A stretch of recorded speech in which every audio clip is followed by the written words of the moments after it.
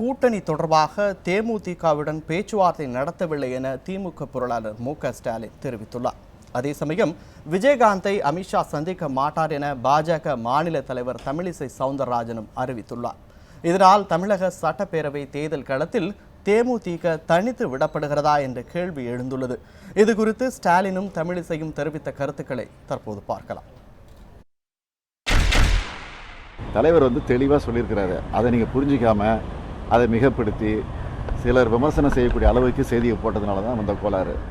ஏற்கனவே தலைவர் கலைஞர் அவர்கள் தேமுதிகவுக்கு அழைப்பு கொடுத்துருக்கிறார். உண்மை. அந்த அழைப்பை ஏற்றுக்கொள்வது ஏற்றுக்கொள்ளாதது அவருடைய உரிமை.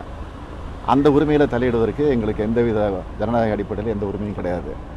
அந்த அடிப்படையில் தான் ஏற்கனவே நாங்கள் கொடுத்துருக்க அழைப்பு அப்படியே இருக்குது அப்படின்னு தான் சொல்லியிருக்காரு. தவிர ஏதோ புதுசாக அழைப்பு கொடுத்த மாதிரியும் ஏதோ பேச்சுவார்த்தை தொடர்ந்து செய்ய போகிற மாதிரியும் தொடர்ந்து நடத்த மாதிரியும் சொல்கிறாங்க.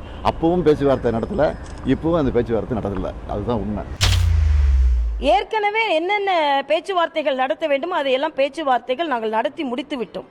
இனிமேல் பேசுவதற்கு என்று ஒன்றும் இல்லை. முடிவை அவர்கள் விரைவில் தெரிவித்தால் இணைந்து பணியாற்றுவோம்.